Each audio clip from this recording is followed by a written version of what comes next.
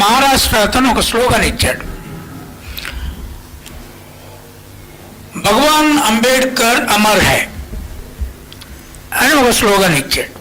అరే అంబేద్కర్ను భగవాన్ అని ఎందుకు అంటున్నాడు, ఈయన ఆ స్లోగన్ ఏంది అని నా పక్కన ఉన్న ఆయన क्यों क्यों भगवान क्यों कह रहे हैं उसको. సో నాకు ఆయన में क्या प्रॉब्लम है, భగవాన్ అంటే తప్పేంది.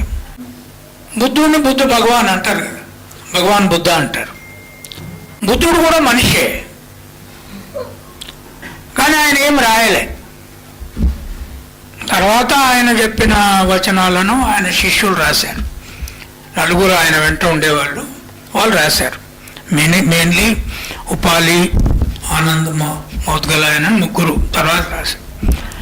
మరి బుద్ధుణ్ణి భగవాన్ అన్నప్పుడు అంబేద్కర్ని ఎందుకు అనొద్దు? ఇది పెద్ద సమస్య. అంబేద్కర్ని భగవంతుడు అనవచ్చా? భగవాన్ అంబేద్కర్ అంటే చాలామంది దేశంలో ఏమంటారంటే అది కరెక్ట్ కాదు. అంబేద్కర్ లాంటి థింకరు, రచయిత, రాజ్యాంగ రచయిత, ఒక ఫిలాసఫీని అందించాడు కనుక ఆయన దేవుడు కాడు అనేది ముఖ్యంగా కమ్యూనిస్టు భావజాలంలో ఉన్న వాళ్ళు. బుద్ధుణ్ణి దేవుడు అన్నప్పుడు మనిషిగా పుట్టినాడు. జీసస్ క్రైస్ట్ కూడా మనిషిగానే పుట్టాడు, మనిషిగానే చంపబడ్డాడు. ఆయన క్రిస్టియన్ ప్రపంచానికి అంత దేవుడు అయిండు. బ్రాహ్మణులకు, కోమట్లకు, జంజాలు వేసుకునే వాళ్ళందరికీ రాముడు దేవుడు, రాముడు రాజు. ఇప్పుడు రాముడు దేవుడు అయిండు, రాజు దేవుడు అయిపోయాడు. తర్వాత మనుధర్మాన్ని ఆయన ఏదో చేశాడని మనువు కూడా దేవునిగానే చూస్తాడు. మనువును కూడా మను ధర్మశాస్త్రం అంటారు, అంటే దేవుడు ఇచ్చిన న్యాయశాస్త్రం అది. కనుక నేనేమన్నా అంటే ఇక్కడి నుంచి అంబేద్కర్ ఈ దేశానికి దేవుడే. దేవుని రూపం ఇవ్వకపోతే చాలా కాలం బతకదు, చాలా కాలం ప్రజలు గౌరవించరు. తర్వాత పిల్లలకు అర్థం కాదు. ఆయన పుస్తకం చదువు అంటే చిన్నప్పటి నుంచి మనకు ఎల్లమ్మ, మైసమ్మ, పోచమ్మ, అక్కడి నుంచి ఇప్పుడు బుద్ధిస్టులు అయితే బుద్ధుడు రాసింది ఏం చదవకుండా అడిగి పోయి ఒక బుద్ధం శరణం గచ్చామి, అది కూడా ఏం అర్థం కాదు. అది పాలే సంస్కృతం లాగానే అది చదివితే బుద్ధుని దేవుడు అనుకొని ఇక నమ్మకం అలా ఉంటుంది ఇక మీదటి. బుద్ధుడే దేవుడు అంటే బొమ్మను చూసి దేవుడు అనుకునేటోళ్ళం. మరి అంబేద్కర్ను కూడా ఇప్పుడు చదువుడు తక్కువైనప్పుడు కూడా దేవుడు అయితే బొమ్మ మెదట్లో ఉంటుంది. దాన్ని అంబేద్కర్ సద్గురు మొన్ననే రక్తం చిట్లి దవాఖానలో ఉన్నాడు, అందరికి అబద్ధాలు చెప్పి అంబేద్కర్ను ఆ మెదట్లోకి ఎక్కిస్తే బాగుపడతాడు. అది అది అది అది అది బాగు చేసే దేవుడు.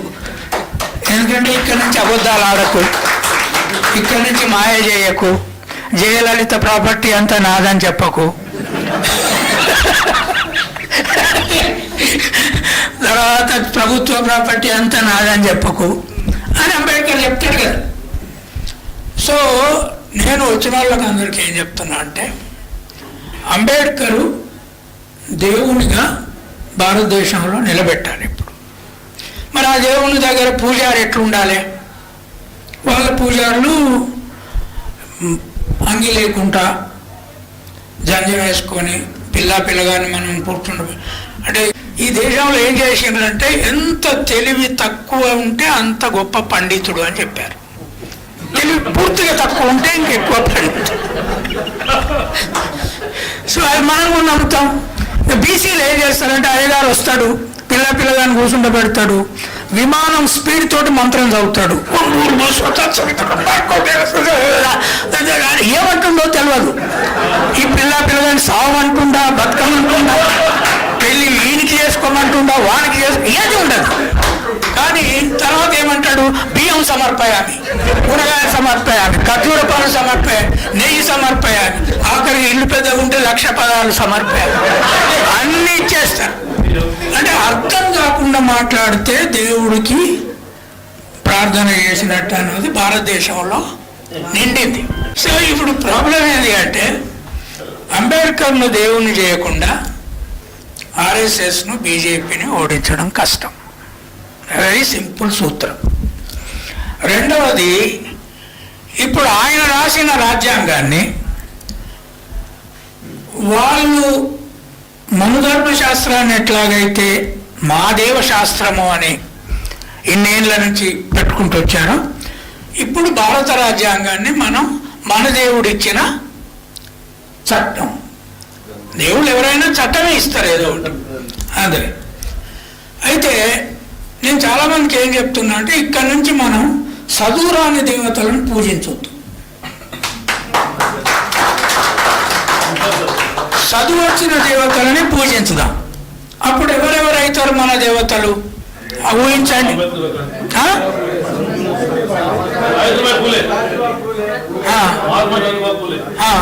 సావిత్రిబాయి పూలే కదా,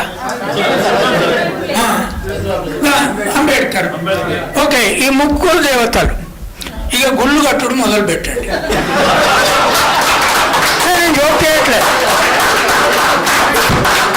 గుళ్ళు కట్టుడు మొదలు పెట్టకపోతే భూమి రాదు. ఒక రాత్రి అంబేద్కర్ బొమ్మ ఒకడికి తీసుకుపోండి, పూలే బొమ్మ ఒకడికి తీసుకుపోండి, ఒక గుట్ట మీద తీసుకుపోండి, ఆ బొమ్మను మధ్యరాత్రి పాతండి, ఈడ మొలిసిండని చెప్పండి, సావిత్రిబాయి మొలిసిందని చెప్పండి.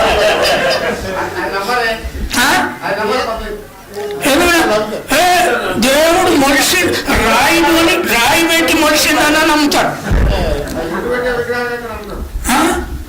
నువ్వు అంతా నీటి పట్టు పెట్టు, నీకు లేదా పట్టు. మా కుర్మోళ్ళు వస్తే చెప్పిన నేను అది కొమరేలి మల్లన్న దగ్గర మొత్తం బ్రాహ్మణ పూజారులను దింపుతున్నారంటే యూనివర్సిటీ పిల్లగాళ్ళకి చెప్పిన మొత్తం పసుపు బట్టలు వేసుకోండి, బండారు పోయి అక్కడ పోయి బండారు పీఠమే పెట్టాడు, పిహెచ్డి వదిలిపెట్టి అక్కడ కూర్చో, వచ్చిన వాళ్ళు నెత్తి నీకు డబ్బులు వస్తాయి. కొమరేలి మావాడు, ఇక్కడ బ్రాహ్మణులు వద్దు, చలో.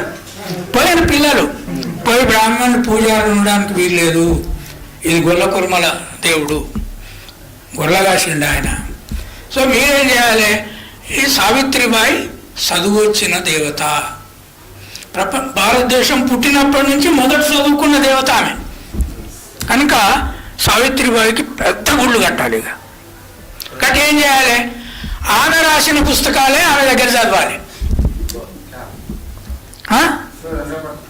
పూలే రాసినవి పూలే దేవుని దగ్గర చదవాలి. అంబేద్కర్ రాసిన అంబేద్కర్ దేవుని దగ్గర.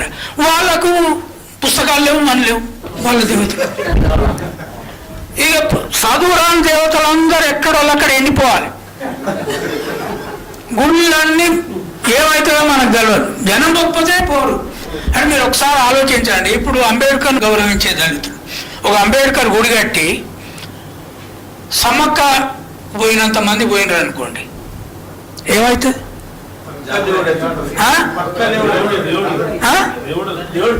అది అంతేకాదు, మొత్తం రాజకీయ పార్టీలు ఊరుకొస్తాయి. దేవుడు వదిలిపెట్టు, 10 లక్షల మంది అడిగేది కానీ తెలంగాణలో ఆంధ్రప్రదేశ్లో 10 లక్షలు లేదా? లేదా అంబేద్కర్ దేవుడు అంటే దేశమంతటి నుంచి వస్తారు కదా, అక్కడికి రోడ్లు పడతాయి, విమానాశ్రయం వస్తుంది. నేను ఏంటంటే రామ్ మందిరానికి మించిన మందిరం అంబేద్కర్ కట్టాలి.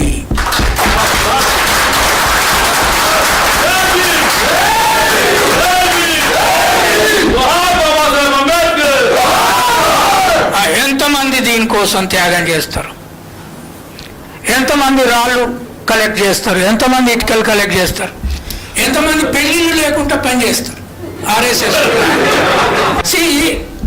ఎప్పుడైతే గుడి కడతారు, ఎప్పుడైతే లక్షలాది మంది ఆడికి పోతారో పెద్ద బిజినెస్ స్టార్ట్ అవుతుంది, వరల్డ్ క్లాస్ బిజినెస్ స్టార్ట్ అవుతుంది. పుల్లారెడ్డి బిజినెస్ ఎక్కడి నుంచి వచ్చింది తెలుసా మీకు? స్వీట్ షాపులన్నీ, రెడ్లకే స్వీట్ షాపులు ఉన్నాయి, ఎవరికి లేవు. విశ్వ హిందూ పరిషత్ గుడులకు సప్లై చేయడం స్వీటు. మనమే వాళ్ళు స్వీట్ సప్లై చేస్తే మనం అంబేద్కర్ గుడి కట్టి మీట్ సప్లై చేయాలి. మన దేవుడు మీటు తింటాడు బాయ్.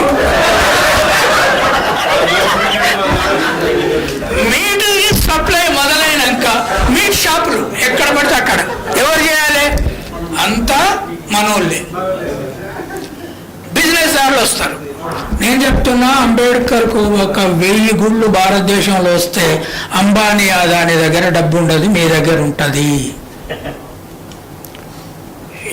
ఏం చెప్తున్నాను అర్థమైందా?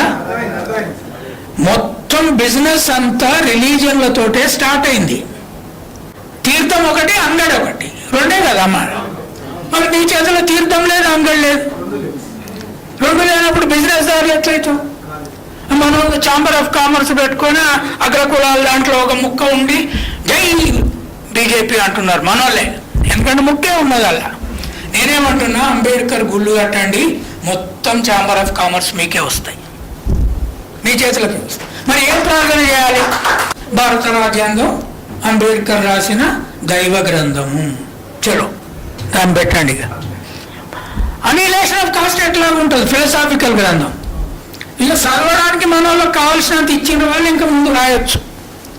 మరి ఏ భాషలో అంబేద్కర్కు మనం ప్రార్థన చేయాలి? మన దేవుడు కదా. నేనేది ఏంటంటే, బ్రాహ్మణులు వాళ్ళ దేవతలకు సంస్కృతమే అర్థమైందని వాళ్ళు అనుకుంటారు. ఇక అంబేద్కర్ దేవుని ముందట ఇంగ్లీష్లోనే ప్రార్థన. ఇక అంబేద్కర్ గుడి దగ్గరకు పోయి ఇక ప్రార్థన ఇంగ్లీష్లో పుస్తకాలు, ఆ పుస్తకం అంతా చదవాలి. క్రిస్టియన్లు ఎట్లాగైతే బైబిల్ చదువుతారో, మీరు ఎప్పుడన్నా చర్చికి పోయినా ఎంతమంది పోయారు? ఇంకా పోయిన వాళ్ళు ఉన్నారు కానీ భయపడి చెప్తాను. చాలామంది పోతారు. పాస్టర్ ఏం చేస్తాడు? ఇగో బైబిల్లో ఫలానా వాక్యం అని తీసి చదువుతాడు. అందరి దగ్గర పుస్తకాలు ఉంటాయి, వాటిని ఓపెన్ చేసి చూస్తారు. ఎప్పుడన్నా బ్రాహ్మణ ప్రీస్ట్ అట్లా పుస్తకం చదువుతాడా? చదివాడు. బుద్ధిస్టులు కూడా చదువుతారా? బుద్ధుడు ఏం చెప్పిండు అని ప్రార్థన ఎప్పుడన్నా చదువుతారా? పుస్తకం తీసి చదువుతారా? చదవరు. కానీ మనం ఏం చేయాలి? కోటు బూట్ వేసుకొని ఇంగ్లీష్లో ప్రార్థన కాన్స్టిట్యూషన్తో మొదలు పెట్టాలి.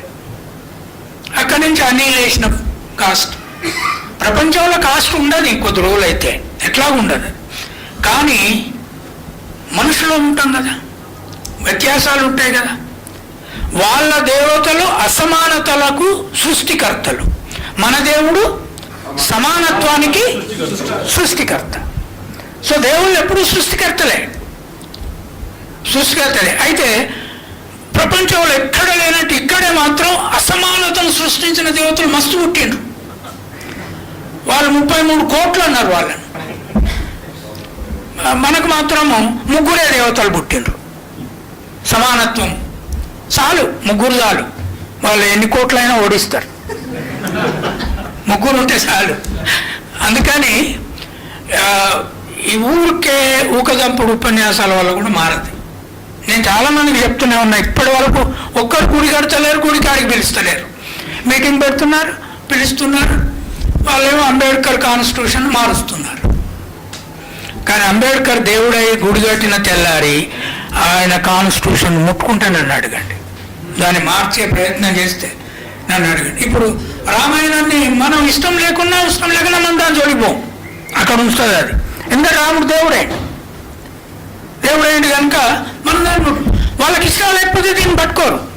కానీ మనం ఉన్నాం కదా మెజారిటీ, మనం మెజారిటీ అంటున్నాం కదా. మెజారిటీ అంతా కులరహితులు అయినాక, అంబేద్కర్ రాజ్యాంగమే మనకు దైవ గ్రంథం అయినాక, అంబేద్కరు కొన్ని 1000 ఏళ్ళు బతుకుతాడు, ఈ దైవ గ్రంథం కొన్ని 1000 ఏళ్ళు బతుకుతాడు. దాన్ని మార్చడం సాధ్యం కాదు. ఏదో రాజ్యాంగము కాన్స్టిట్యూంట్ అసెంబ్లీ మళ్ళీ పెట్టి మేము మారుస్తామన్నా, మెజారిటీ ప్రజలు ఉన్నాక వాళ్ళకి ఓట్లే రానివ్వం మనం. Simple, it's very very simple వ్యవహారం. తర్వాత గుడులు మీరు కట్టినాక మీ దగ్గర కట్టల కొద్ది డబ్బు వస్తుంది. ఎన్నికల్లో ఏం చేస్తారు? ఎక్కడైనా ఎక్కువ డబ్బును, దొంగ డబ్బునంతా గుడులలో పీఠాధిపతుల దగ్గర పెడతారు. అక్కడికి ఇన్కమ్ ట్యాక్స్ పోడు, ఈడీ పోదు.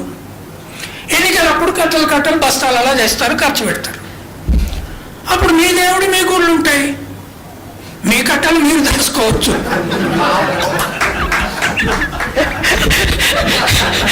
తర్వాత ఇన్కమ్ ట్యాక్స్ కి, ఈడీకి, తర్వాత అక్కడికి పోయి రేడ్ చేసుకోవడానికి దేవుడు అంటే భయం. దేవుడు అంటే భయం కదా, దేవుడు అంటే పెద్ద తెలుసు కదా, రోజు తిరుపతి రోజు తెల్లారంగానే టీవీ న్యూస్ చూస్తారా? తిరుపతి కూడా ఆదాయం ఎంత ఉంటుంది? రోజు 5 కోట్లు ఉంటుంది. మొట్టమొదటిసారి మొన్న సీతక్క పోయింది కనుక 13 కోట్లు వచ్చినాయి సమ్మక్క లెక్కది పెట్టినాక, కాయిన్స్ అవన్నీ. ఇక పెరుగుతుంది. మనం అంబేద్కర్ గుడి కడితే ఎన్ని కోట్లు వస్తాయో చూడండి. అక్కడ మనం ఉండీలు పెట్టినాం అనుకో, అంబేద్కర్ మీరు పైసలు వేయకపోతే పట్టుకుంటాడు అంటాం అనుకో, పట్టుకొని పిసుకుతాడు అనుకో, ఇంకెక్కువ వస్తాయి. అందుకని చర్చ ఏం చేసింది అంటే ఈ కాంగ్రిగేషన్లలోనే బిజినెస్ స్టార్ట్ అయింది. అంతకుముందు ఎక్కడో అక్కడ ఊళ్ళల్లో ఉన్నప్పుడు పెద్ద బిజినెస్ సాధ్యం కాదు. రిలీజనే బ్యాంకింగ్ సిస్టమ్ తయారు చేసింది. అది చాలామందికి తెలియదు. తర్వాత స్టేట్ రాజ్యానికి వచ్చింది. ఇప్పుడు మనం ఏం చేయాలి? మన బ్యాంకు లేదు, అదంతా వాళ్ళ బ్యాంకులే. అవి మన బ్యాంకులు తయారు చేయాలంటే మన రిలీజియన్ తయారు కావాలి. అక్కడే మనీ వస్తుంది. వచ్చిన తర్వాత ఏం చేస్తావు? మీకు తెలుసు, స్వాతంత్రోద్యమ కాలంలో పట్టాభి సీతారామయ్య బ్రాహ్మణు బ్యాంక్ స్టార్ట్ చేసిండు. ఆంధ్ర బ్యాంక్ ఎవరు పెట్టిండు? పట్టాభి సీతారామయ్య పెట్టిండు. అప్పుడు మన బ్యాంక్ ఈయన పెడతాడు. మన బ్యాంకు డబ్బులు వస్తున్నప్పుడు మన బ్యాంక్ ఈయన పెడతాడు, రైట్? సో కనుక రిలీజియన్ ఇస్ కీ. సో రాజ్యాంగము ఉట్టిగా దక్కది. బీజేపీ వస్తే ఇప్పుడు దాన్ని మళ్ళీ వాళ్ళు ప్రయత్నం చేయవచ్చు, మళ్ళీ వస్తే. ఆల్రెడీ సోషలిజం, సెక్యులరిజం అనేటి అంబేద్కర్ రాసిన ప్రియాంబుల్లో లేవు, ఇందిరాగాంధీ పీరియడ్లో వచ్చినాయి అవి. సరే, మనం కూడా యాక్సెప్ట్ చేసినాం, ఎందుకంటే సోషలిజం అనే పదంతో మనకు కొంత ఉపయోగం ఉంది కనుక. వాళ్ళు ఇప్పుడు తీసేసిండ్రు ఆల్రెడీ ప్రియాంబుల్లో, వాళ్ళంతా వాళ్ళే డిలీట్ చేసిండ్రు. అదేదో మెజారిటీకి పెట్టలేదు, ఏం పెట్టలేదు. సో మీరు నేను చెప్పిన ప్రోగ్రాంకు సిద్ధంగా అండి. ఎంత పెద్ద గుడి హైదరాబాద్లో కడతారో రాజీవ్ గాంధీ ఎయిర్పోర్ట్ కంటే 10 అంతల ఎయిర్పోర్ట్ తయారు కావాలి దాని చుట్టూ. ప్రపంచం అంతా వస్తుంది అప్పుడు. ఈ దేవుడు పెద్ద గౌరవం ఇస్తున్నారంటే ఇంకెక్కువ వస్తారు. ఇంగ్లీష్ చదివిస్తున్నారంటే ఇంకెక్కువ వస్తారు. వీసా దేవుడు అయిపోయిన అంబేద్కర్ అంటే ఇంకా ఎక్కువ వస్తారు. అంబేద్కర్ దగ్గర పోతే వీసాలు దొరుకుతున్నాయి పెద్ద ఎత్తున ప్రచారం చేయాలి. దొరికే ప్రచారం చాలా ఇంపార్టెంట్. రోగాలు మొత్తం తగ్గాలని చెప్తే తగ్గుతాయని చెప్పొచ్చు. See, God is a belief. ఇప్పుడు మన అంబేద్కర్ ఏం చెప్పాలంటే మా దేవుడు యాక్సిడెంట్లు కానియడు, మా దేవుడు క్లియర్, అన్ని విమానాలలో యాక్సిడెంటే కాదని చెప్పండి. సో అది మొదలు పెట్టకుండా మనం గెలవలేము, మనము సర్వైవ్ కాలేము. కాన్స్టిట్యూషన్ కూడా బతకది. మీరు సీరియస్గా ఆలోచించండి, నేను జోకులు చెప్పట్లే. It's a very very historical agenda. నేను బుద్ధుని మీద పిహెచ్డి స్టడీ చేసినప్పుడే నాకు అర్థమైంది, బుద్ధిజం లేకపోతే ఈ మాత్రం లేము మనం, క్రిస్టియానిటీ లేకపోతే ఈ మాత్రం ప్రపంచం లేదు.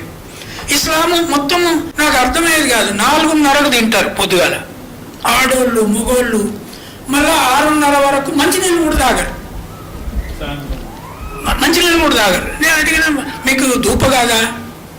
क्या प्यास नहीं होता? क्या नहीं होते रहता सब, अल्लाह के लिए रहना है. రిలీజన్ చాలా శాసిస్తుంది. ముస్లింలు అరే 56 దేశాలు ఒక నెలంతా 4 గంటలకు 4:30కు తిని మళ్ళీ 6:30 వరకు ఏం రాజ్యం ఆపుతుందా? పోలీసులు ఆపుతున్నారా? ఎవరు ఆపుతున్నాడు? అల్లా ఆపుతున్నాడు. అంటే నమ్మకానికి అంత పవర్ ఉంది, అంత పవర్ ఉంది. సో దాన్ని మనము ఈ నమ్మకాన్ని స్ట్రెంథెన్ చేయాలి, ఒక ఫిలసాఫికల్ నమ్మకాన్ని స్ట్రెంథెన్ చేయాలి. ఉపాసాలు మన దేవుడు ఉంచాడు. బుద్ధుడు కూడా ఉండాలి ఎప్పుడు ఉపాసం. ముందుగా ఉన్నాడు, తర్వాత బేకార్ అనుకొని వదిలేశాడు. కనుక you have to be like Ambedkar with a scientific thinking.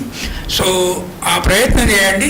డెఫినెట్గా ఈ దేశం అప్పుడు మనం పరిపాలిస్తాం, అప్పుడు ఈ వ్యవస్థను కంప్లీట్గా మారుస్తాం. స్త్రీ పురుష సమానత్వం కంప్లీట్గా వస్తుంది. Thank you very much.